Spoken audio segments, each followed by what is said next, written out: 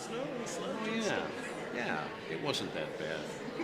The snow was lighter than I expected, and it's not so cold. It wasn't packed, yeah. Right. Are you happening to be doing harmony? I can, but I got to look at it. So this is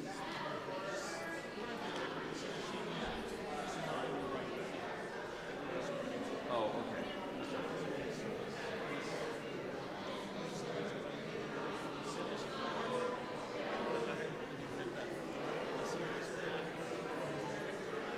Yeah.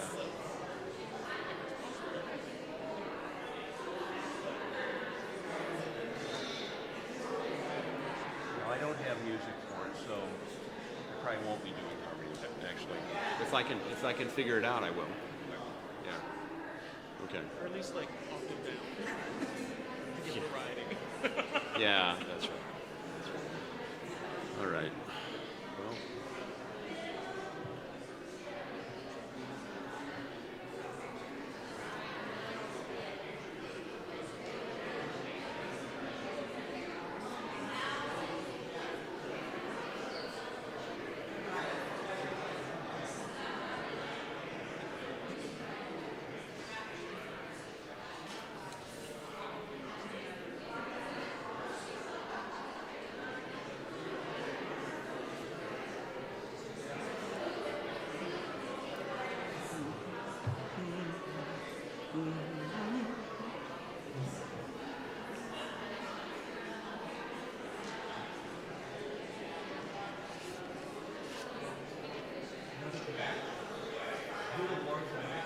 Okay, where's the plan? Yeah.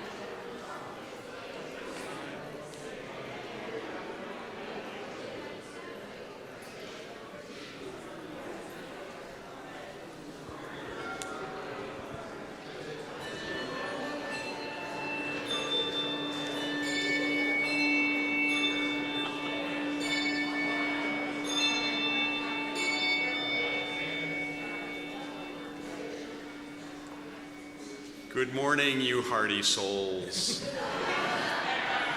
and welcome to the Unitarian Church of Evanston.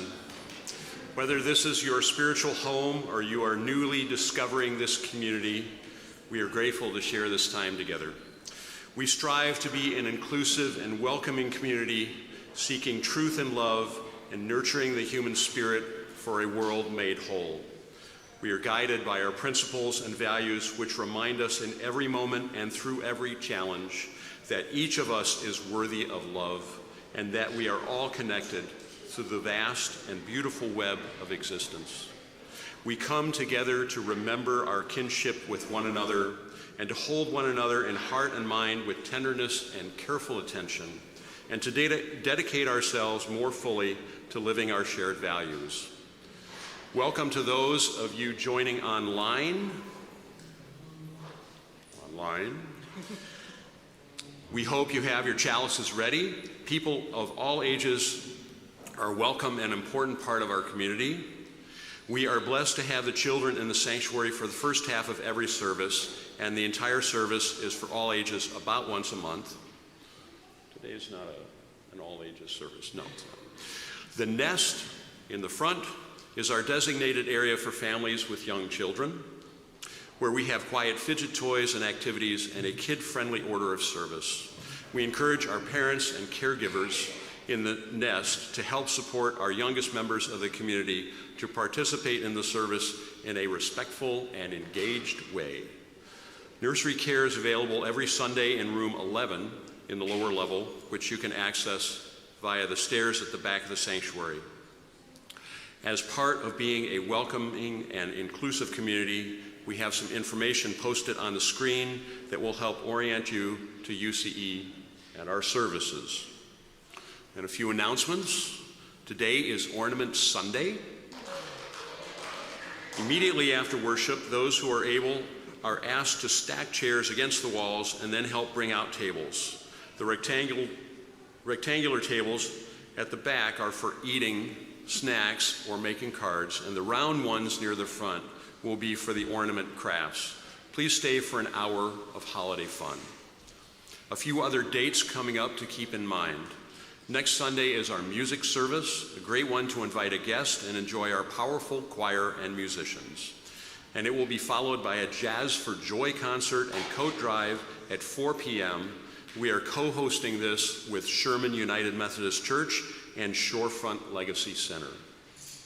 And the following Sunday, December 21st, is our no rehearsal Christmas pageant, where everyone gets to play a part in telling the story of hope and the miracle of each child born. Our Christmas Eve service will be at 7 p.m. in person and live streamed. And a few dates to keep in mind for the not too distant future. Save the date for the annual Interfaith Action Walk for Warmth on Monday, January 19th at 11 a.m. And finally, mark your calendars for Saturday, February 14th for the first annual UCE Hearts and Arts All Congregation event. We will come together as a whole community to enjoy art, music, dancing, and food. And now, let us settle in together, gather our attention, and share this time of reflection, celebration, and inspiration. As we begin our worship service, let's quiet our electronics and our bodies and join in beloved community. Welcome to worship.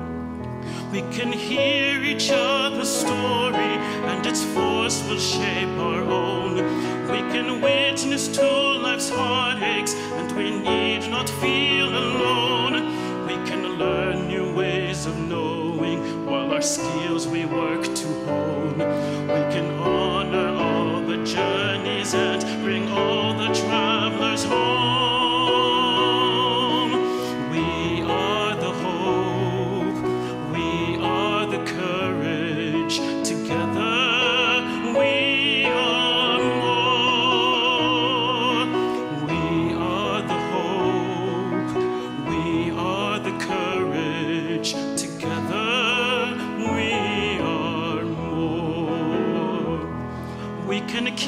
each other moving on the path however long. We can keep the goal before us of a world where all belong. We can know the earth beneath us as we strive to right the wrongs, as we journey all together in the love which makes us strong. We are the hope, we are the courage, together we are more. We are the hope, we are the courage, together we are more. Together we are more.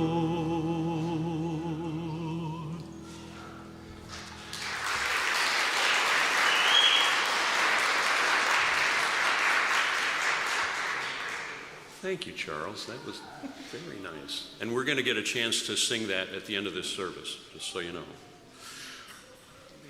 The Unitarian Church of Evanston was built on the traditional homelands of the Council of Three Fires, the Ojibwe, Odawa, and Potawatomi nations.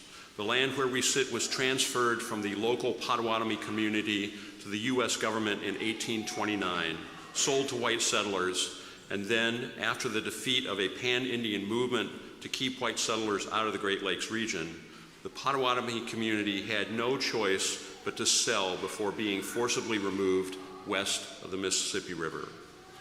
We also remember the ancestors of contemporary African Americans, the individuals, families, and networks of black people who built up our country's culture and economy, which was a role forced on them originally by enslavement. We are indebted to their labor and unwilling sacrifice and acknowledge the tremors of that violence throughout the generations still felt and witnessed today. We offer these acknowledgments as one small effort toward building long-term solidarity with contemporary communities. We commit ourselves to incorporate these admissions into our lives and turn our thoughts into actions. Please join in our words of shared commitment. We name these realities with honor for the ancestors, respect for our descendants, and gratitude for the land we use as sacred space. Barbara Mesley brought the flowers in honor of her beloved father, Orville Hiles' 100th birthday. As she lights our chalice, symbol of our living tradition, please join in saying the words on the screen. In times when despair feels reasonable and cynicism seems wise, we gather to practice radical hope, not passive waiting, but active defiance against forces that would diminish our humanity. Together, we choose hope as resistance, imagination as rebellion, and love as our most revolutionary act.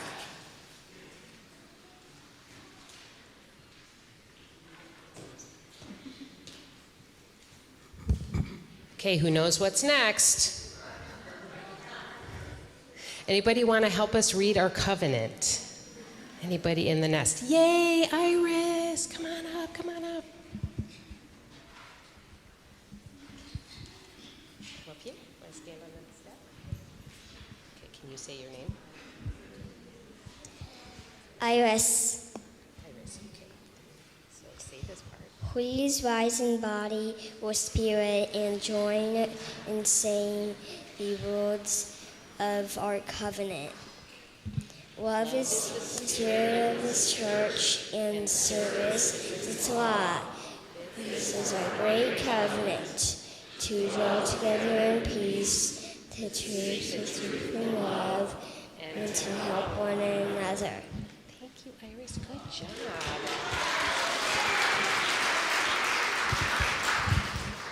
So before we sing our opening hymn, I invite those joining us online to greet each other in the chat. And if you're here in the room, please turn to someone you don't know well and say good morning and welcome.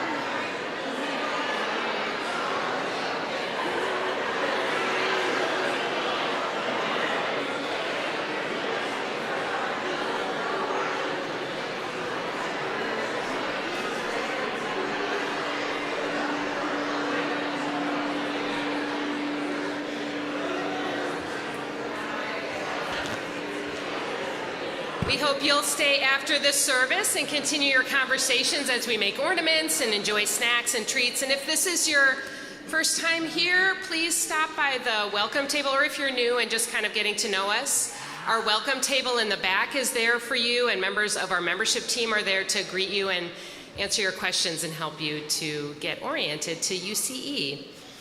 Our opening hymn is another new one, so we've got a lot of new music today that we're teaching you. It's called We Rise by Batya Levine, and I'm going to invite some reinforcements up to help us teach it to you.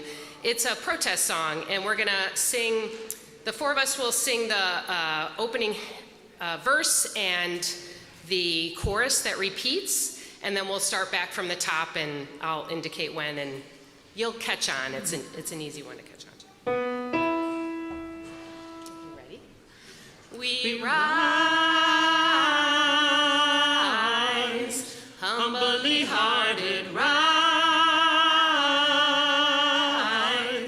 won't be divided, rise, with spirit to guide us, rise.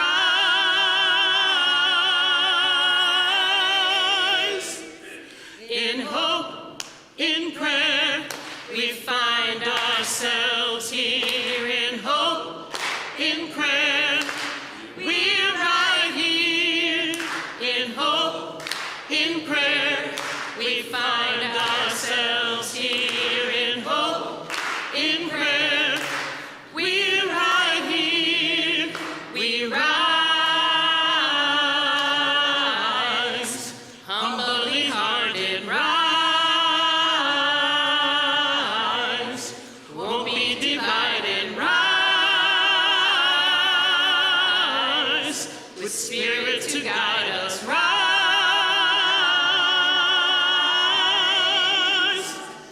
In hope, in prayer, we find ourselves here. In hope, in prayer, we're right here.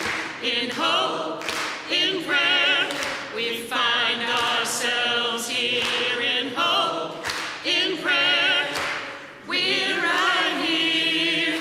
We rise, all of the children rise, elders with wisdom rise,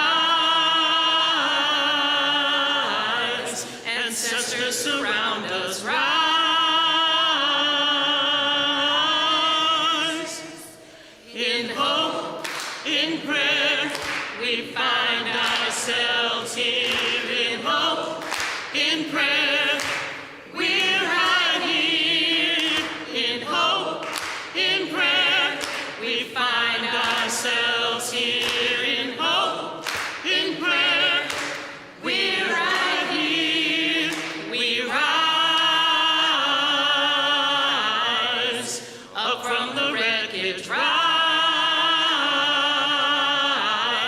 with tears and with courage, rise, fighting for life, we rise.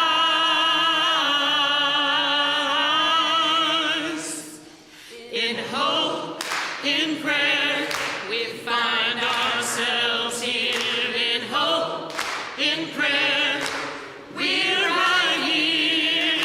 In hope, in prayer, we find ourselves here. In hope, in prayer, we're right here. We rise, humbly hearted rise, won't be divided, rise, with spirit to guide us, rise.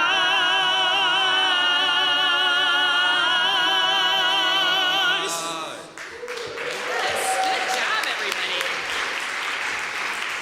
You may be seated.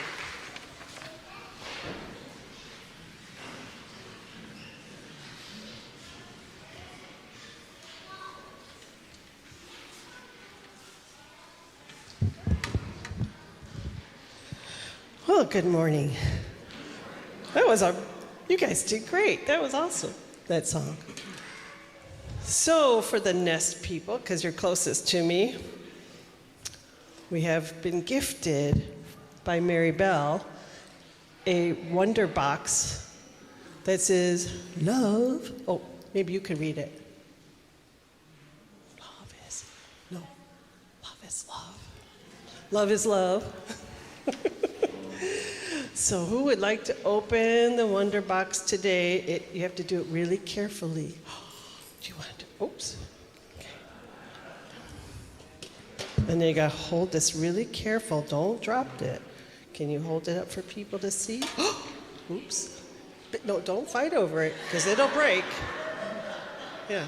Got to hold it up really high so people can see. There. Here.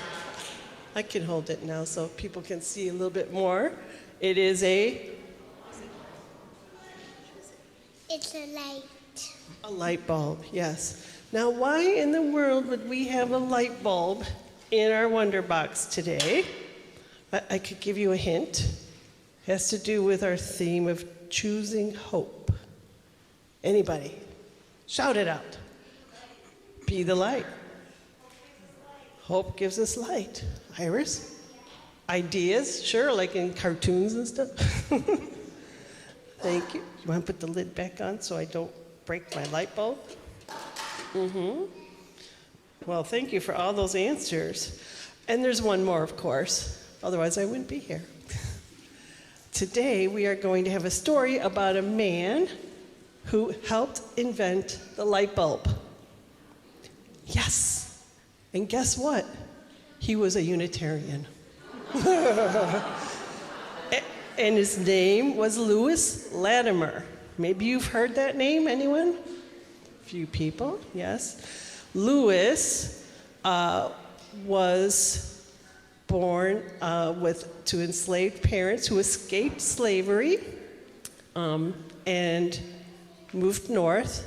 He came from very obviously humble and somewhat poor beginnings. He didn't have all the lush privileges that we certainly have today. And despite all that, he went to school, not the best schools, but he went to school. He loved to learn.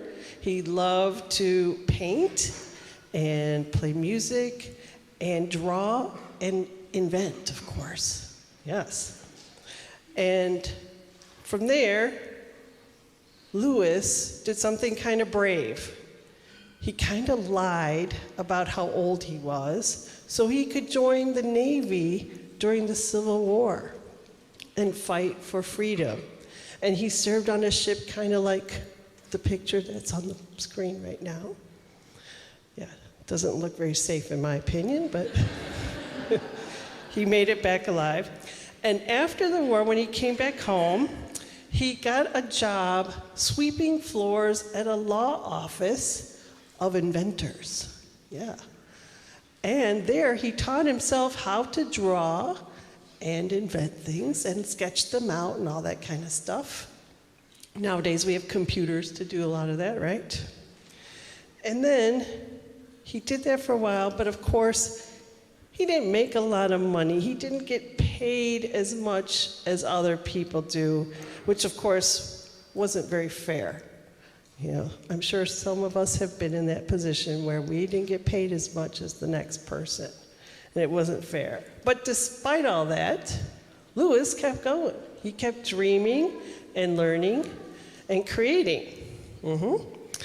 And because of his job sweeping floors, he eventually moved up in the ranks and became a designer and I guess a draft person kind of thing. And then he met Alexander Graham Bell. Does that name sound familiar? Alexander Graham Bell. What did he do?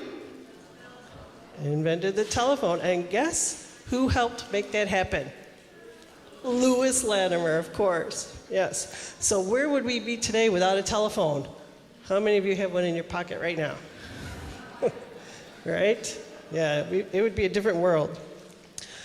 Louis was very creative and invented things and just didn't give up. He kept trying to solve problems that other people couldn't solve. So he got the telephone, but the history books did not mention Lewis, not because he was a Unitarian, but because, why? Say it louder. He was black, yes. So I didn't even know about Lewis until about, well, I think it was 1998 when I first learned about Lewis. So it was kind of sad. But Lewis, of course, kept going on. He didn't let that stop him. And he played the flute, which seems like an interesting choice. Became a painter. And guess what he did? He started a Unitarian church in New York. Yeah. One of the founders of the Flushing, New York church. Pretty cool. Lewis once wrote about electric light. Like the light of the sun, it beautifies all things on which it shines, and is no less welcome in the palace than in the humblest home. So this story tells us that hope, it doesn't just appear out of nowhere. It's not magic. We kind of have to help create it, right? Especially in times that are dark and rough. So Lewis was brave and shared his light and his ideas with all of us, and shared his dreams so that we too know that we can share ours. Create new things, right? So the next time you go flip on your light switch, think of Lewis Latimer. Yes, the man who helped bring light to the world and showed us that hope is a possibility that we can choose and create. The end.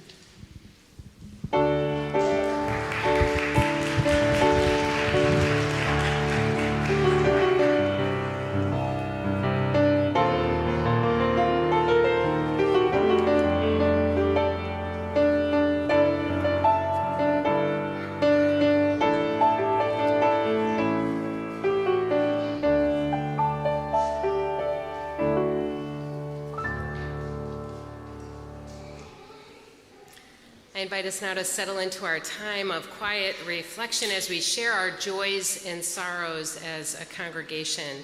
If you have a joy or a sorrow that you would like to be read aloud from the pulpit on Sunday morning, you can write it in this book, found right as you enter the sanctuary, or send me or Reverend Susan an email, or fill out the form on the homepage of our website.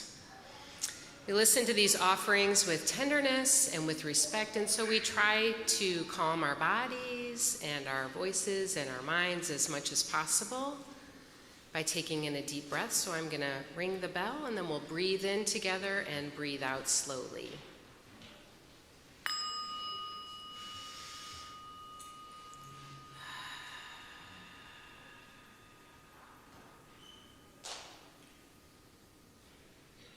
These are the joys and sorrows that have been shared today.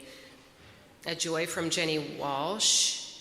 Wow! Through our generous mitten tree donations, we wrapped and delivered 218 gifts to Connections, Family Focus, Lydia Home, and the asylum-seeking families we support. And for the first time ever, every gift was taken before the list closed. With the cash donations we received, we were able to purchase several extra gift cards for Connections. A huge thank you to everyone who donated money, shopped for gifts, checked in gifts, wrapped, made cards, loaded cars, and a special shout out to the elf extraordinaires, Maggie Weiss, Ellie Fedderson, Carol Nielsen, Carol Mergel, and Meredith Hayden, and lots of love to Alice Swan, whose generous spirit was with us every step of the way.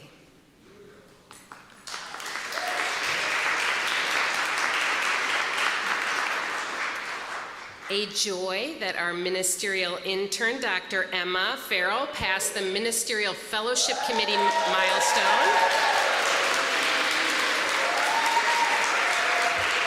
on Friday. This is a really big deal, folks. It's the credentialing body for Unitarian Universalist ministers that clears them for ordination. So we all know what a gifted and capable minister Emma is and is becoming, and it's great to know that others were able to see that too. A happy birthday to Sean Talmadge, the big 6-0 from your mother, Sean. Kathy writes, thanks for being a great son and picking me as your mom. Somebody who didn't want to share their name asked for a good vibes manifesting a benign diagnosis of tomorrow's biopsy. So whoever you are, we're holding you. And a sorrow from member Alice Berry. My husband, Paul Barker, passed away this morning. I think that was yesterday morning, apologies, after a long battle with Parkinson's disease. We are holding you, Alice, and surrounding you with the love of community. Sharing these concerns are the hardest part of the practice of beloved community. Together we expand our celebrations and we lessen the burden of our grief. And in doing so, we invite you to come forward to light a candle at either this table or one of the side tables, or drop a stone in the well of tears. And if you would like a candle brought to you, please raise your hand. Kathy will.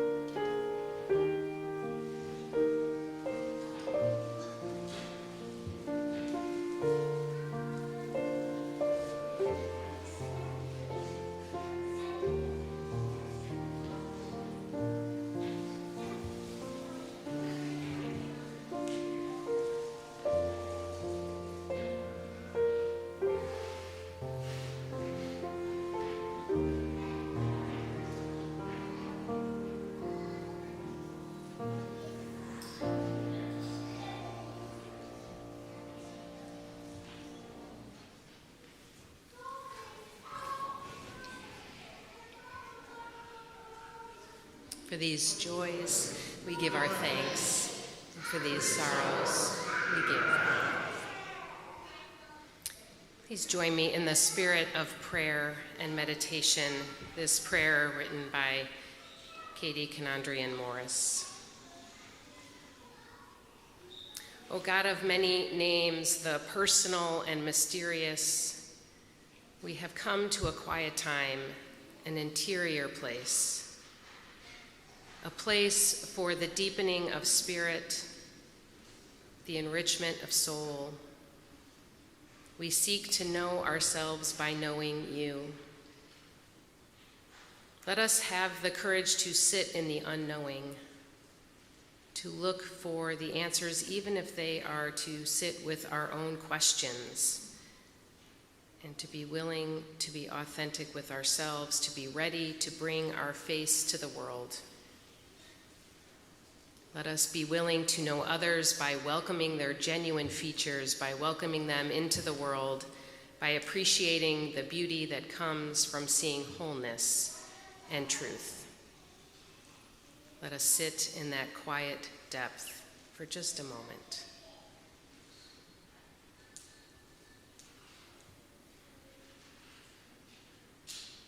May it be so. Amen, and blessed be. As we sing our response, number 413, Go Now in Peace, by Natalie Sleeth. I invite you to name the holy as ever as you are moved.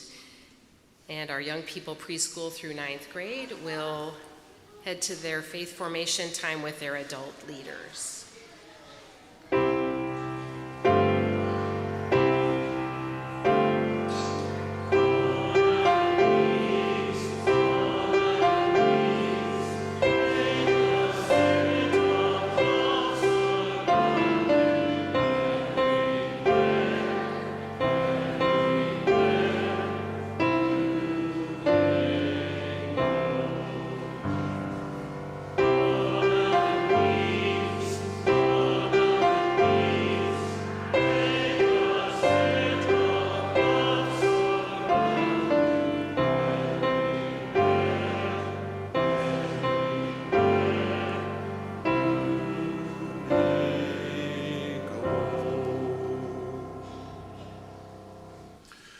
As we say in our covenant each Sunday, service is our law.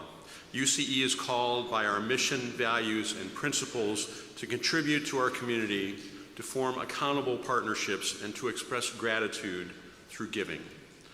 Today's offering will be shared with FORA, Foraging Opportunities for Refugees in America. Here to speak about this community partner doing wonderful work is FORA's Chief Development Officer, Rebecca Clendenin.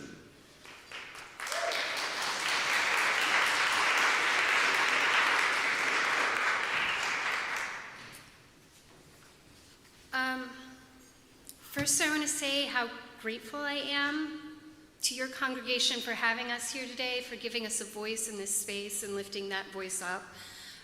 Thank you also for your generosity through the shared offering in support of the work that we're doing in service of refugee children and families in our community.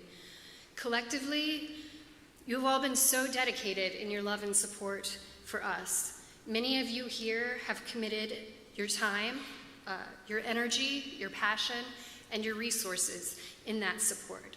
And it's truly hard to imagine a FORA without members of the Unitarian Church of Evanston. This love is so deeply felt now, particularly as we are entering dark and troubled times. I have always believed that the goodness of humanity is greater than its corruptibility. It is a foundational tenet of my faith. And this year I've started to feel that foundation start to shake. I find myself wondering if I have been naive in thinking that I would never see a day when immigrants in America would be treated with such open cruelty. Immigrants throughout history, everywhere in the world, have always been among the most vulnerable because their status does not automatically entitle them to the same rights and reprieves as citizens. Refugees in particular are vulnerable because their home country has violated their rights, and then they enter an international system with only a tenuous assurance of life, safety, and opportunity. And these are the people who are being targeted and terrorized now. It pulls me into a truly deep sadness some days. And I don't think that I'm alone in sometimes wondering if that darkness might overtake us.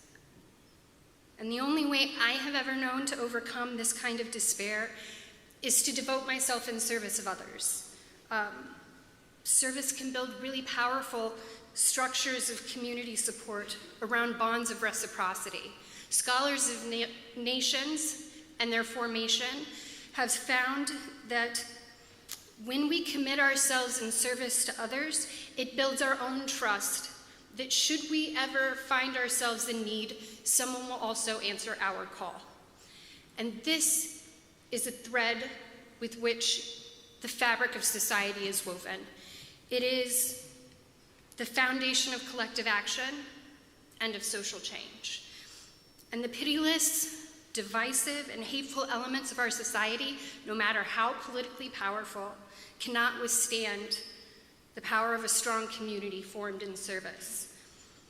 And if that isn't enough, this work is also just incredibly joyful. At Fora, volunteers work one-on-one with refugee children to try to help mend their educational gap. And this puts us face-to-face with our humanity, the good and the bad.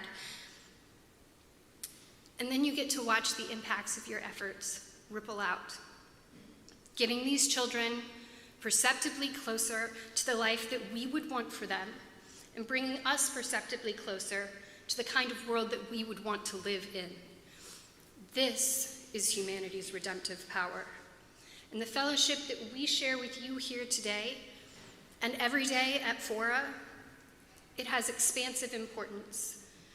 In times where you are confronted continuously by callousness and corruption, it keeps a candle burning for hope. So thank you for helping us keep that hope alive. It really brings so much joy to the work that we're doing, and we invite you all to join us in that work as well.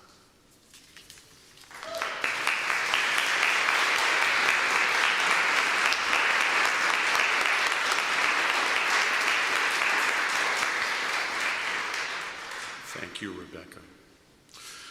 You may text to give, mail in a check, put cash in the collection bowls, or give from our website. If you write a check, please indicate in the memo line if your check is for the shared offering or some other giving. The ushers will now come forward to pass the collection bowls down the rows. Please give as generously as you are able, and may what you give bring you joy.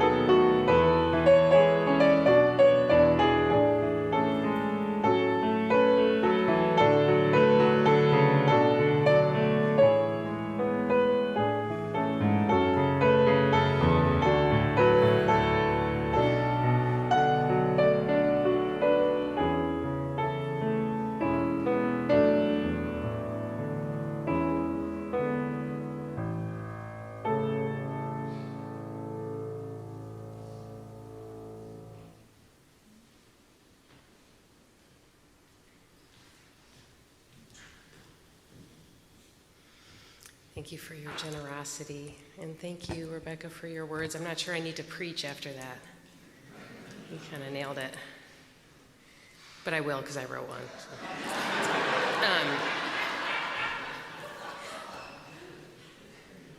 But first, this reading by Joy Harjo, When the World as We Knew It Ended. We were dreaming on an occupied island at the farthest edge of a trembling nation when it went down. 2 towers rose up from the East Island of Commerce and touched the sky. Men walked on the moon. Oil was sucked dry by 2 brothers. Then it went down, swallowed by a fire dragon, by oil and fear, eaten whole. It was coming. We'd been watching since the eve of the missionaries in their long and solemn clothes to see what would happen. We saw it from the kitchen window over the sink as we made coffee, cooked rice and potatoes, enough for an army. We saw it all as we changed diapers and fed the babies. We saw it through the branches of the knowledgeable tree, through the snags of stars, through the sun and storms from our knees as we bathed and washed the floors. The conference of the birds warned us as they flew over destroyers in the harbor, parked there since the first takeover. It was by their song and talk we knew when to rise, when to look out the window to the commotion going on, the magnetic field thrown off by grief. We heard it, the racket in every corner of the world as the hunger for war rose up in those who would steal to be president, to be king or emperor, to own the trees, stones, and everything else that moved about the earth, inside the earth and above it. We knew it was coming, tasted the winds who gathered intelligence from each leaf and flower, from every mountain, sea, and desert, from every prayer and song all over this tiny universe floating in the skies of infinite being. And then it was over. This world we had grown to love for its sweet grasses, for the many-colored horses and fishes, for the shimmering possibilities while dreaming. But then there were the seeds to plant, and the babies who needed milk and comforting, and someone picked up a guitar or a ukulele from the rubble and began to sing about the light flutter, the kick beneath the skin of the earth we felt there beneath us, a warm animal, a song being born between the legs of her, a poem.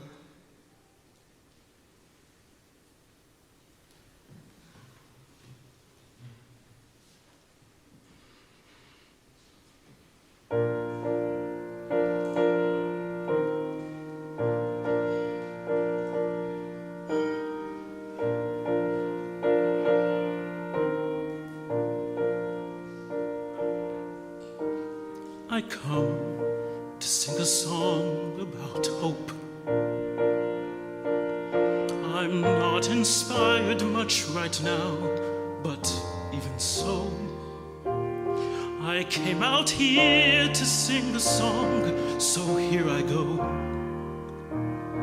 I guess I think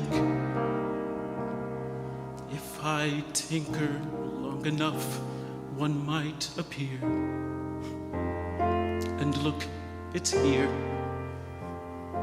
One verse is done. The work's begun.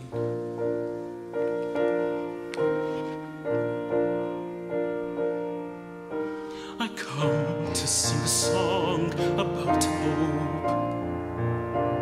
In spite of everything ridiculous and sad, though I'm beyond belief, depressed, confused, and mad. Well, I got dressed.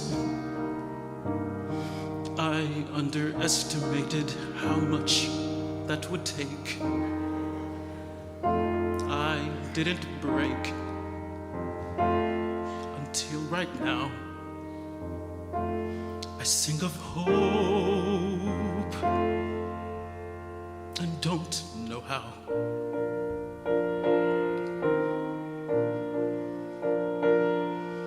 So maybe I can substitute strength because I'm strong enough. I got through lots of things I didn't think I could. And so did you. I know that's true. And so I sing a song about hope. Though I can't guarantee there's something real behind it, I have to try to show my children I can find it. And so today, when life seems crazy and impossible to bear, it must be there. Fear never wins. That's what I hope. See, I said hope. The work begins.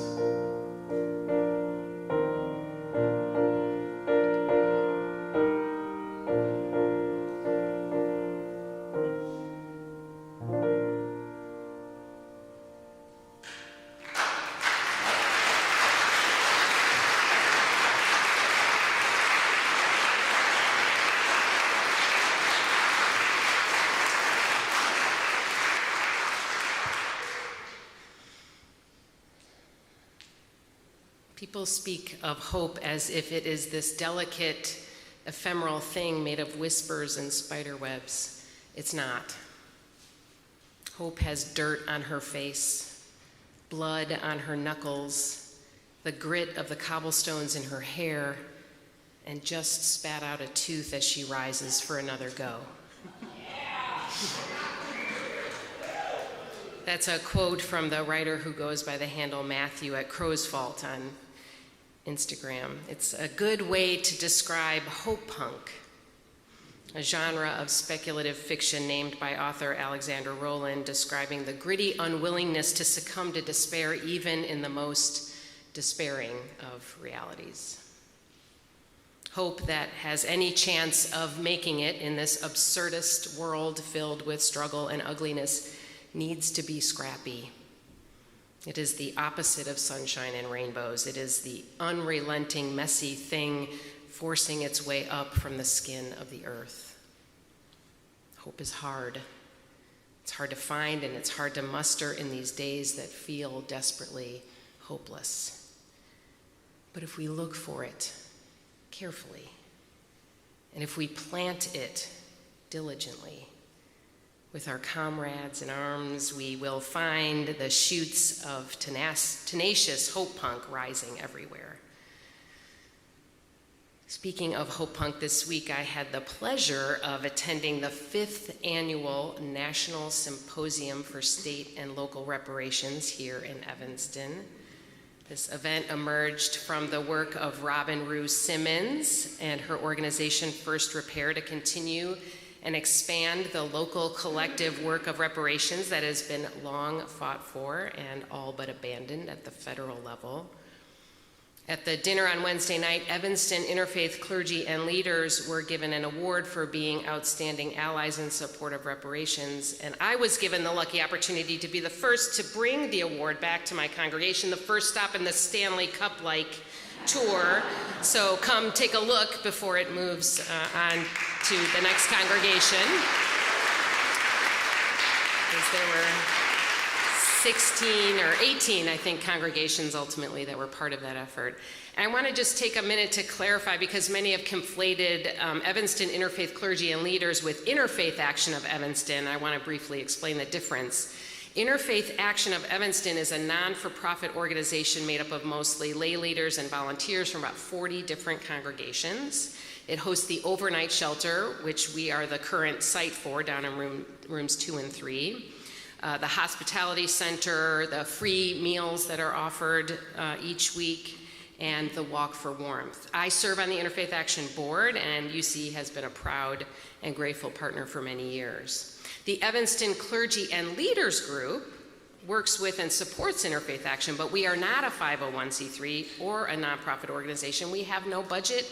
We have no defined leadership structure. We are simply a group of faith leaders who meet monthly for lunch and discussion, and we work together in between those monthly gatherings to conspire for justice rooted in the values of our various faith traditions. We have built deep relationships together over the years that make us stronger and more steadfast in our leadership of you and the many people of faith in this wider community. Together, we provided education and constructive dialogue in the aftermath of the October 7th attacks and the ongoing genocide in Gaza.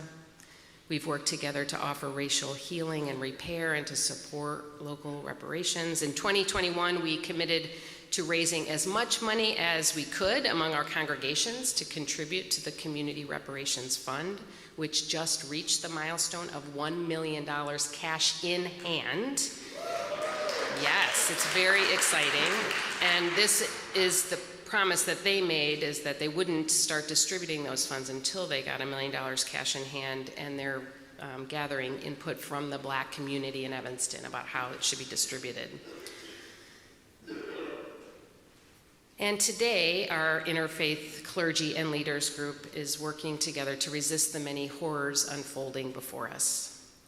Attacks on immigrants and refugees, brutal and indiscriminate ICE raids, targeting of trans people, unholy cuts to food and affordable housing, and desecration of our earth, education, and democracy. I'm talking about this scrappy clergy group, not to pat myself or my colleagues on the back, but to provide an example of what collective resilience and partnership for revolutionary love can look like.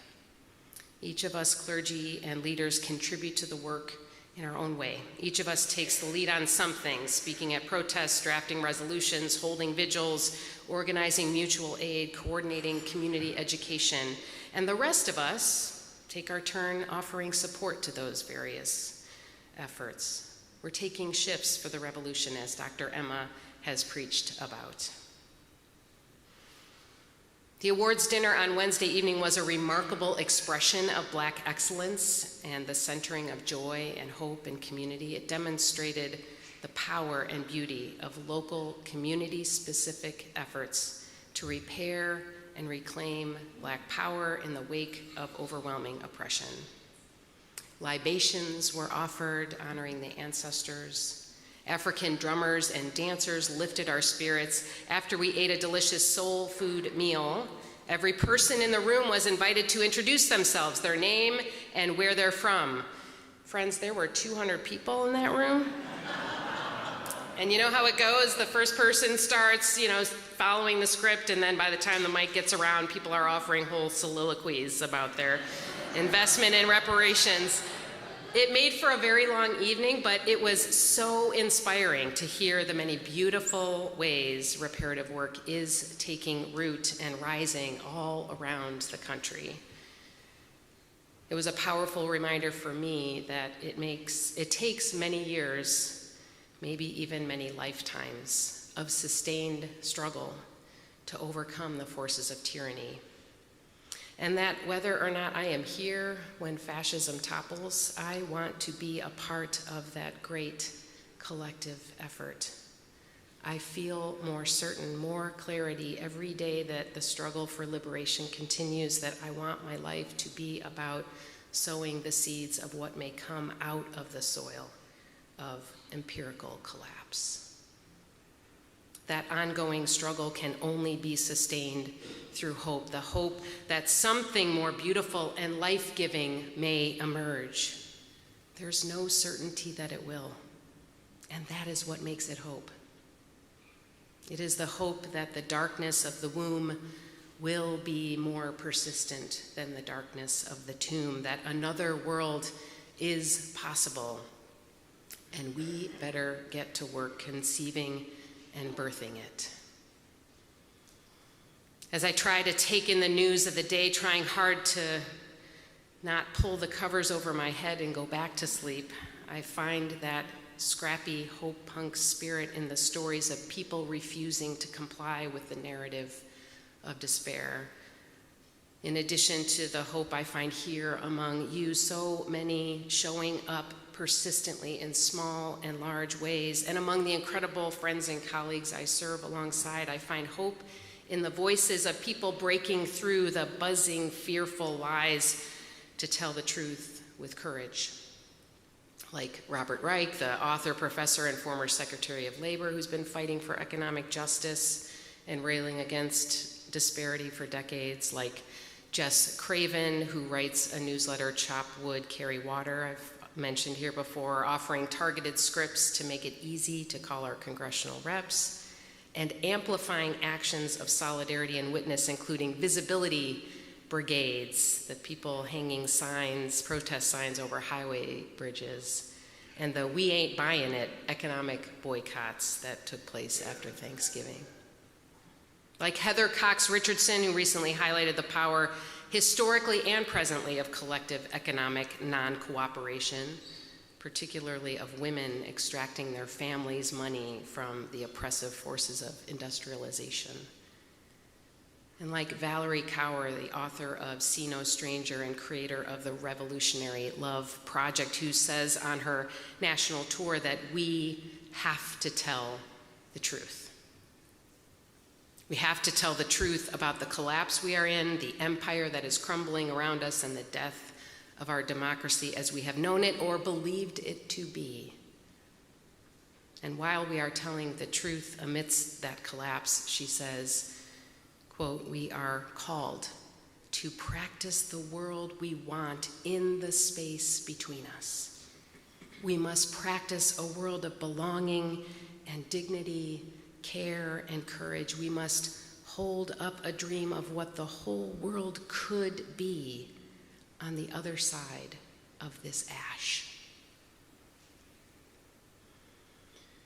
We must remember we are not alone and claim our collective power to not only resist the fascist takeover we are bearing witness to and directly experiencing, but to dream and co-create a new reality.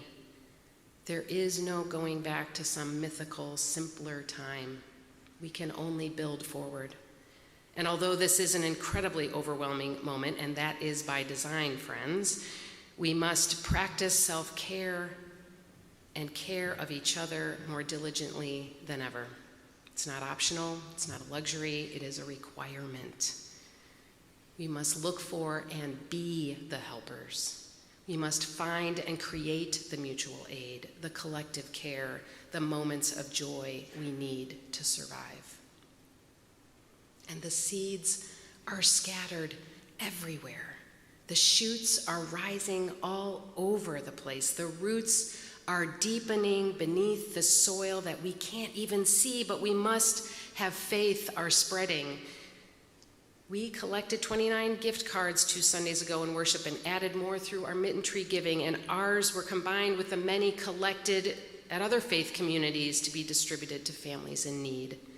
Community fridges are being stocked in our neighborhoods, and meals are being shared every day.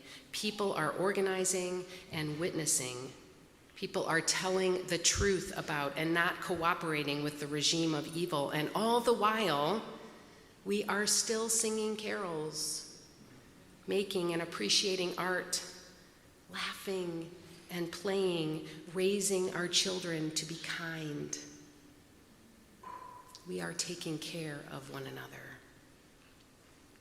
We can do and live through hard things, and we can still create beauty, joy, and love in community while we're doing that.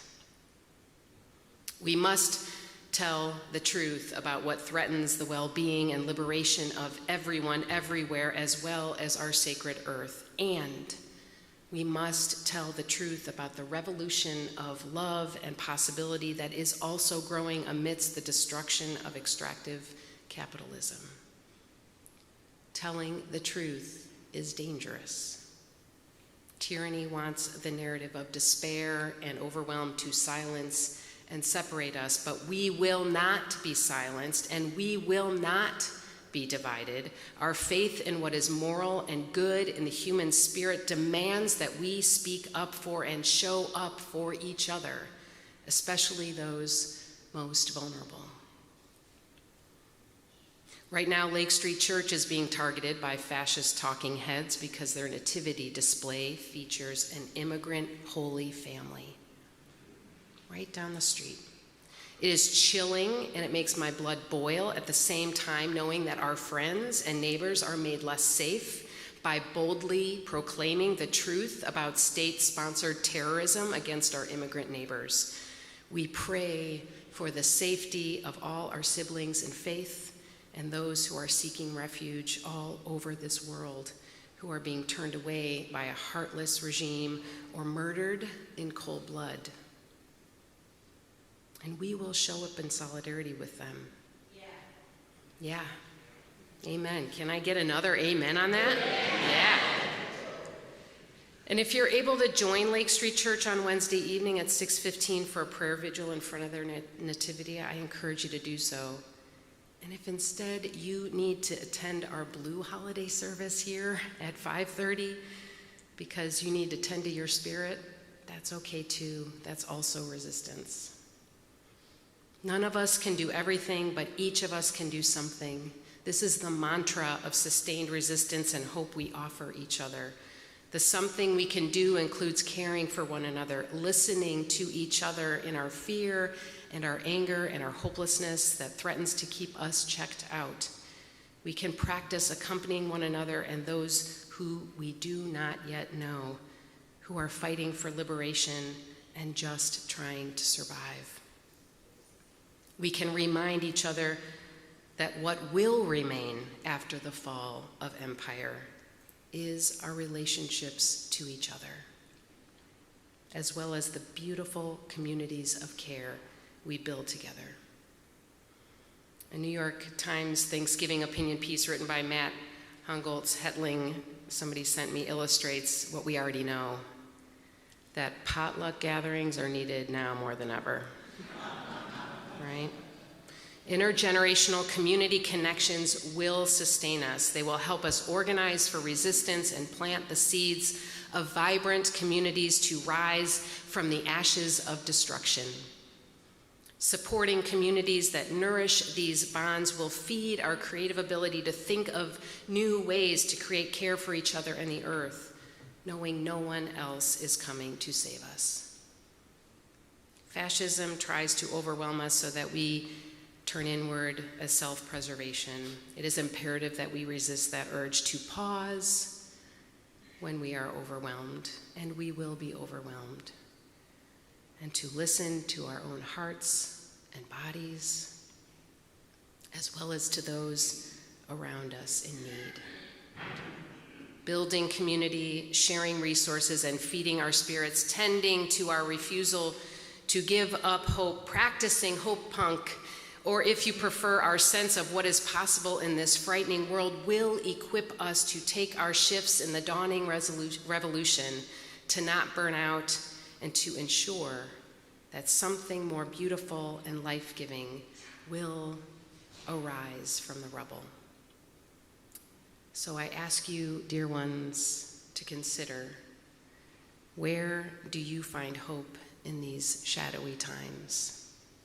And how can your small, scrappy ray of hope help to grow the light of possibility for others around you?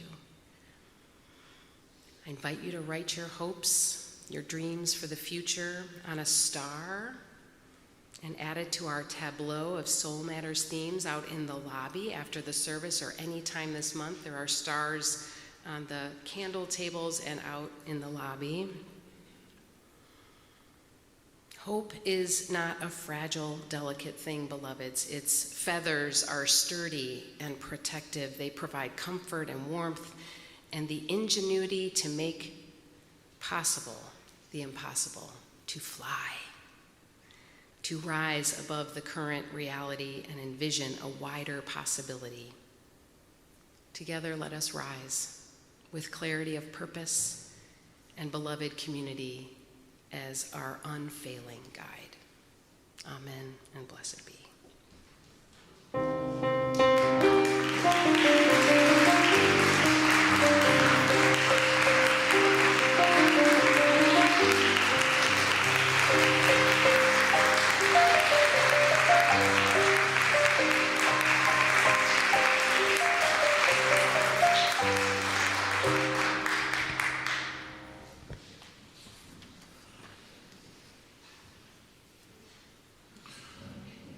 As we extinguish the chalice, please join in saying the words on the screen by the Reverend Elizabeth Sell Jones.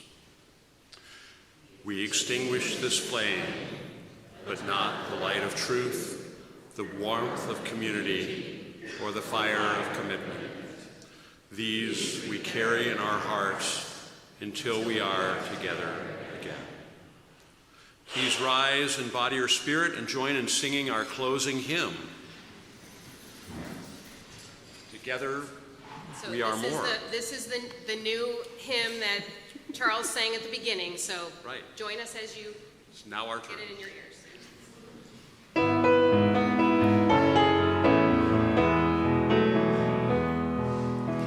I am the hope, you are the courage, together we are more. I am the hope, you are the courage, together we are more. We can face unknown tomorrows with the strength of where we've been. We can scale life's highest mountains and can work to span the seas. If we join in faith together in beloved community, we will know this world is heaven in its love and unity. You are the hope, I am the courage, together we are more. You are the hope, I am the courage, together we are more.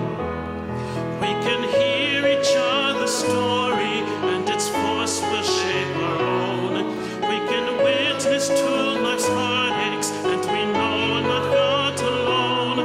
We can learn new ways of knowing, while our skills we work to hone. We can honor all the journey and bring all the travelers home. We are the hope, we are the courage, together we are more.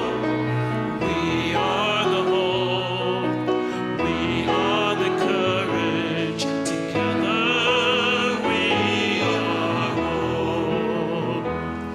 We can keep each other moving on the path, however long. We can keep the goal before us of a world where all belong. We can know the earth beneath us as we strive to right the wrongs, as we journey on together in the love which makes us strong. We are the hope, we are the courage, together we are more. We are the hope, we are the courage, together we are more. Together we are more. Together we are more, beloveds, and we will keep rising up from the wreckage, creating a world of more love, more liberation, more beauty, and more truth. Let us go making peace and creating the world we dream of. Amen.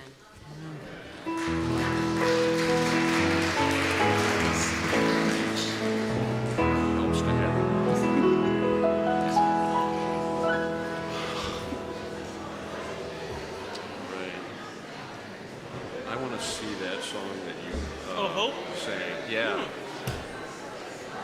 I couldn't get all the words, but I definitely think they were cool. Let's see.